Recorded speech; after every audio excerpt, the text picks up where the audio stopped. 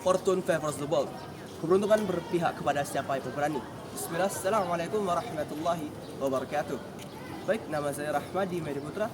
Saya akan menjelaskan topik yang akan kami angkat pada hari ini, yaitu mengemukakan persoalan hukum dalam struktur pemerintahan.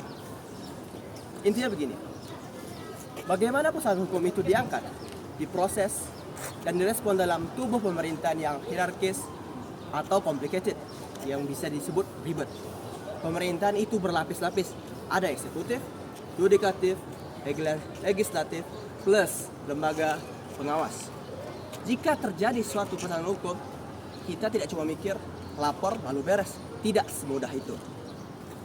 Garis besarnya begini. Pertama, identifikasi masalah biasanya dimulai dari temuan. Bisa dari laporan masyarakat, audit internal, penyalahan guna wewenang, gangguan dari nilai administrasi, atau persoalan hukum yang cacat. Jika terjadi masalah ini, praktisi cuma bisa mikir, ini administratif, komertatif, atau pidana. Jadi beda kategori, beda pula jalur hukumnya. Baik, untuk bagian selanjutnya akan dijelaskan oleh teman-teman saya. Terima kasih dari saya. Ini akan menjelaskan nomor 2. Nomor 2 itu adalah validasi dasar hukum. Di tahap ini, orang teknis hukum mengecek adanya dasar hukumnya. UU-nya apa, PP-nya apa.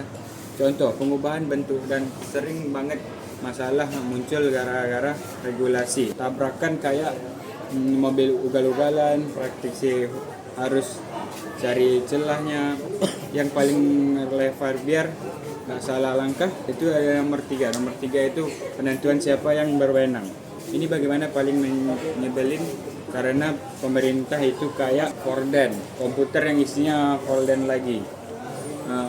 Harus tahu kontrak mana yang punya mandan, inspektorat, Abusdam, kementerian, kejaksaan, atau malah lembaga-lembaga lain.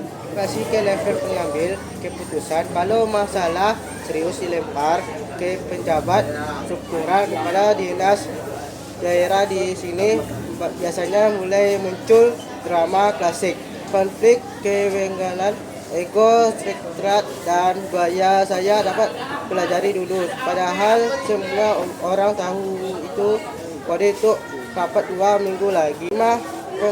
Penanganan administratif, kontraktif, dan integrasi.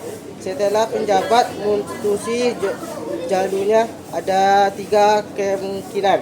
Administratif, teguran, sanksi, perbaikan prosedur. Korektif, kebijakan, revisi turun kebijakan, stop, baru cabut regulasi nyusanihi.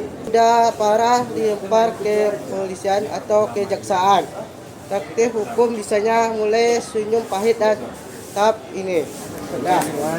Saya akan menjelaskan yang ke-6 dan ke-7 tentang dokumentasi dan akuntabilitas. Struktur pemerintahan itu harus kertas, semua harus terdokumentasi, natulen BA, surat rekomendasi, pendapat hukum, sampai lampiran printout, WhatsApp kalau perlu, tanpa dokumen dan gak akan lolos audit.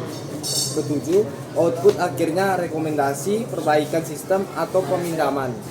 Intinya mengemukakan persoalan hukum itu bukan cuma maju masalah, tapi nuduhnya harus rapi dan solusinya harus sesuai kewenangan. Ini bukan Twitter bro, ini di pemerintahan semua bergerak lambat tapi harus pasti, dan kalau salah prosedur malah balik musuh.